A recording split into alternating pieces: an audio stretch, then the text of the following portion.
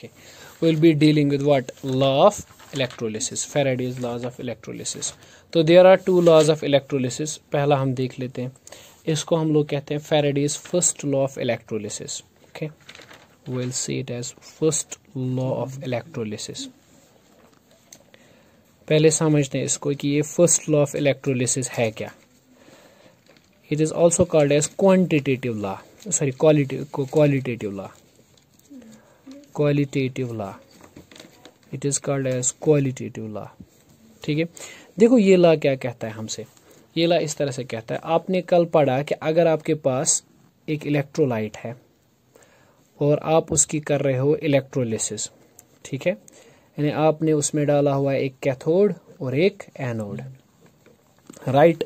तो what happens then, आपने पढ़ा कि जो पॉजिटिव आयंस होते हैं, Na पॉजिटिव, जैसे कि मैग्नीशियम पॉजिटिव, जो पॉजिटिव आयंस होते हैं, पॉजिटिव आयंस यानी कैटायंस, वो मूव करते हैं किसकी तरफ? नेगेटिव इलेक्ट्रोड की तरफ.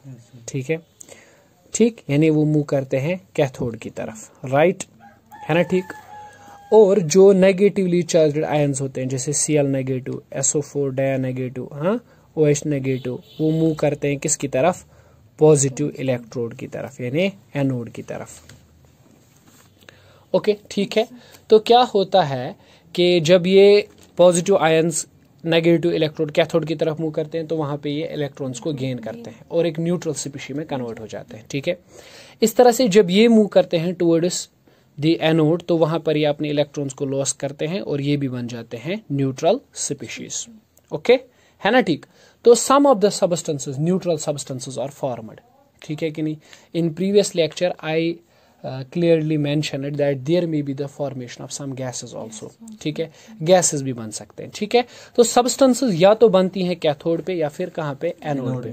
आपको पता है कि जब ये कैथोड पे होता है तो कैथोड पर क्या होता है?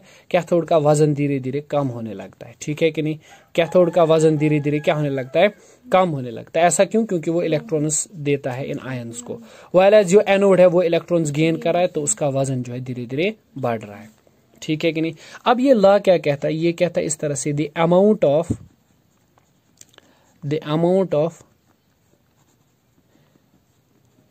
Chemical reaction and hence the mass of any substance, deposited or liberated at cathode or anode, है ना, is directly proportional to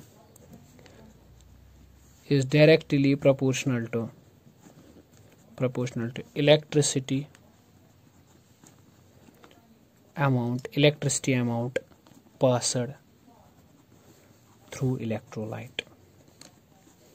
passed through electrolyte. ठीक है कि नहीं. देखो ये क्या कहता है, ये ला इस तरह से कहता है कि अगर आपके पास एक सोल्यूशन है और आपने उसमें इलेक्ट्रिसिटी पास की है तो वहां पे क्या होता है? वहां पे सब्सटेंसेस या तो लिबरेट होते हैं या फिर वो सब्सटेंसेस डिपॉजिट होते हैं.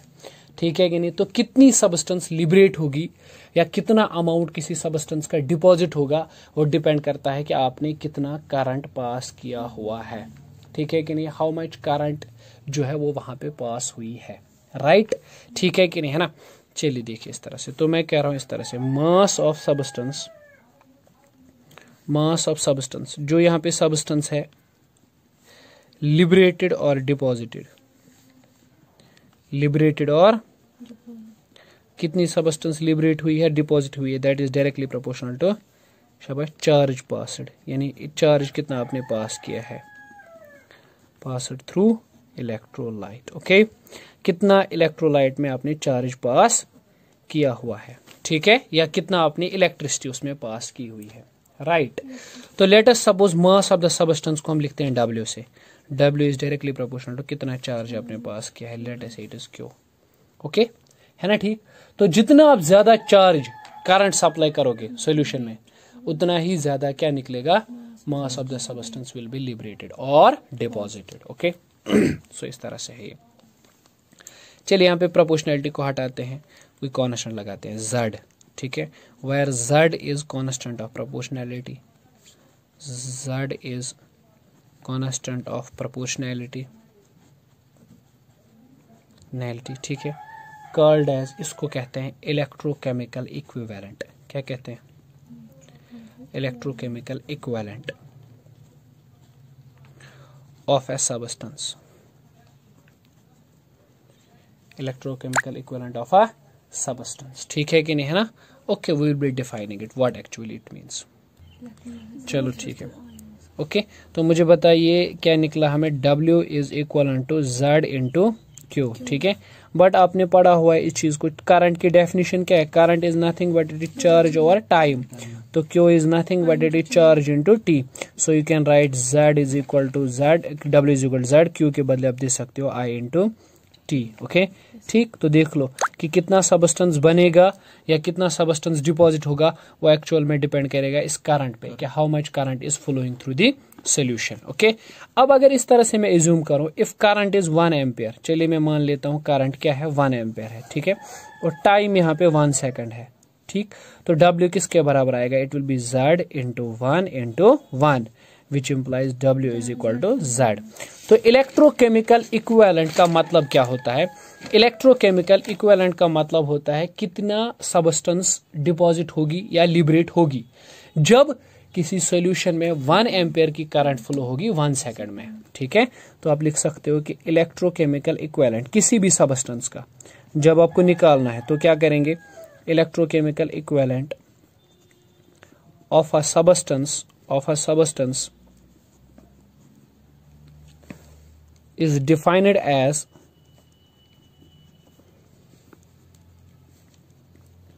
amount of substance liberated or deposited, amount of substance liberated or deposited, okay, deposited when shabash current of 1 ampere is passed through solution in 1 second, is passed in 1 second, ठीक है। मान लीजिए आपको NaCl का निकालना है इलेक्ट्रोकेमिकल इक्विवेलेंट, तो कैसे निकालेंगे आप उसका इलेक्ट्रोकेमिकल इक्विवेलेंट? आप 1 एम्पियर की करंट पास करोगे 1 सेकंड के लिए, ठीक है, देखोगे कितना सबस्टेंस बन रहा है, जितना सबस्टेंस बनेगा वही होगा इलेक्ट्रोकेमिकल इक्विवेलेंट ऑफ NaCl, ठीक है कि नहीं, है ना? ठीक, is that clear? It is very easy, right. So आप इस चीज को याद रखोगे कि कितना सबस्टेंस बनेगा एक्चुअल में डिपेंड करेगा किस चीज पे, कि आप कितनी इलेक्ट्रिसिटी, आप कितनी करंट वहां पे पास कर रहे हो, ठीक है। Okay, now we have second law, Faraday second law, तो इट इज इस तरह से है, फैराडे सेकंड लॉ, ओके। तो अभी तक हमने पढ़ा कि अगर हमारे पास, हाँ, ये हम यहाँ पे इस चीज पे डील करेंगे कि अगर आपके पास अभी सॉल्यूशन था और आप कह रहे थे कि कितना सबस्टेंस लिबरेट या डिपॉजिट होगा, वो डिपेंड करेगा करंट पर, ठीक है। अब आप इस तरह से कंसिडर कीजिए कि आपके पास 2 सॉल्यूशंस हैं, इस तरह से you have 2 solutions, okay, 2 solutions आपके पास हैं, और आपने क्या किया है, 2 सॉल्यूशंस में इस तरह से आपने इलेक्ट्रिसिटी पास की, ये कैथोड है, ये एनोड है, यहाँ पर भी कैथोड है, यहाँ पे भी एनोड है, ठीक है, and you have connected them,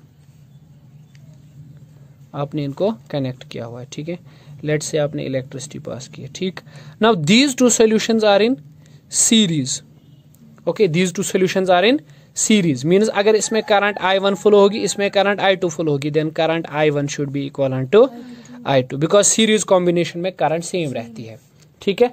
तो अब जरा मुझे बताइए, अगर ये सॉल्यूशन है, इसमें भी कुछ इलेक्ट्रोलाइट का अमाउंट बनेगा, ठीक है, सबस्टेंस यहाँ पे लिबरेट होगी या डिपॉजिट होगी, यहाँ पर भी सबस्टेंस लिबरेट या डिपॉजिट होगी, है ना? ठीक, अब किस चीज पे डिपेंड करेगा कि कितनी सबस्टेंस लिबरेट होगी या डिपॉजिट पे? करंट पे नहीं, क्योंकि करंट तो दोनों में सेम है ना, समझ आ रही है बात? मतलब आपको पता करना है कि किस वाले सॉल्यूशन में ज्यादा सबस्टेंस लिबरेट या डिपॉजिट होगी, है ना, यहाँ पे कि यहाँ पे। लेकिन आप फर्स्ट लॉ की बुनियाद पे ये पता नहीं कर सकते, why? Because both of them having same current, दोनों में सेम करंट है, ठीक है। तो फैराडेज फर्स्ट लॉ कहता है कि जिसमें ज्यादा करंट होगी वहीं पे ज्यादा सबस्टेंस बनेगी, ठीक है, लेकिन यहाँ पे तो करंट सेम है, ठीक है, तो किस में ज्यादा सबस्टेंस बनेगी, इस चीज के साथ डील करता है फैराडेज सेकंड लॉ, ठीक है। इट सेज दैट, ये क्या कहता है, ये इस तरह से स्टेटमेंट है, when same amount of electricity is passed, electricity is passed through solutions of different electrolytes. ठीक है, दो डिफरेंट सॉल्यूशंस जो हैं, अगर उनमें क्या पास करेंगे, इलेक्ट्रिसिटी को पास करेंगे, कनेक्टेड इन सीरीज। ठीक है, दो सॉल्यूशंस जो कि बिल्कुल डिफरेंट है, अलग अलग सॉल्यूशंस हैं, उनमें इलेक्ट्रिसिटी पास करेंगे। ठीक है, वो सीरीज में है। ठीक है, तो दोनों में करंट क्या होगी, सेम होगी। Then weight of substance, weight of substance produced at electrode is directly proportional to equivalent weight, is directly proportional to equivalent weight। यानी ये कहता है कि अगर दो सॉल्यूशंस में करंट सेम है तब कितना सबस्टेंस किसी चीज का बनेगा या प्रोड्यूस होगा या लिबरेट होगा, वो डिपेंड करेगा कि उसका इलेक्ट्रोकेमिकल वेट कितना है, इक्विवेलेंट वेट कितना है। जिसका इक्विवेलेंट वेट ज्यादा उसका ज्यादा सबस्टेंस बनेगा, जिसका इक्विवेलेंट वेट कम उसका कम सबस्टेंस बनेगा। ठीक है कि नहीं, है ना। ठीक, तो चलिए मान लीजिए यहां पर बन रहा है सबस्टेंस W1, यहां पे बन रहा है W2। इसमें जो इलेक्ट्रोलाइट है उसका इक्विवेलेंट वेट E1 है, इसमें जो इलेक्ट्रोलाइट है उसका इक्विवेलेंट वेट E2 है। तो you can say W1 by W2 is equal to E1 by E2। Okay, this is what we call as Faraday's second law. तो देखो, किसी भी चीज का जब हम इलेक्ट्रोकेमिकल इक्विवेलेंट निकालते हैं ना, इलेक्ट्रोकेमिकल वेट या इक्विवेलेंट वेट जिसको कहते हैं, इक्विवेलेंट वेट जिसको कहते हैं, equivalent weight, how can we calculate equivalent weight of a substance, that is equal to atomic mass कितना है। ठीक है, किसी सबस्टेंस का एटॉमिक मास कितना है, divided by number of electrons transferred. ठीक है, कितने इलेक्ट्रॉन्स ट्रांसफर हो रहे हैं। ठीक है, गेन या लॉस कितने इलेक्ट्रॉन्स हो रहे हैं। ठीक है कि नहीं। Okay, let me just quote an example. Suppose के तौर पर we have some sort of substance which is say for example copper, है ना। अब अगर ये दो इलेक्ट्रॉन्स लॉस करेगा, ठीक है, इस तरह से, तो मुझे बताओ इसका इक्विवेलेंट वेट किसके बराबर आएगा। Equivalent weight is that is mass of copper, copper का कितना मास है, ठीक है, एटॉमिक मास, डिवाइड बाय कितने इलेक्ट्रॉन्स ट्रांसफर हो रहे हैं यहाँ पे, 2 इलेक्ट्रॉन्स, तो you will write it 2। Okay, ठीक है। इस तरह से अगर आपके पास है एल्युमिनियम, आप इस तरह से लिख रहे हो उसको, एल्युमिनियम ट्राइपॉजिटिव प्लस 2 इलेक्ट्रॉन्स, तो इक्विवेलेंट वेट किसके बराबर आएगा, it will be mass of aluminium divided by, चलो 3 है तो 3 electrons, okay, divided by 3, right. So in this way you can calculate the शाबाश के इक्विवेलेंट वेट किसी भी सबस्टेंस का कितना होगा। ठीक है, तो कोई भी सबस्टेंस कितनी डिपॉजिट होगी या लिबरेट होगी वो एक्चुअल में डिपेंड करेगा उसके इक्विवेलेंट वेट पर।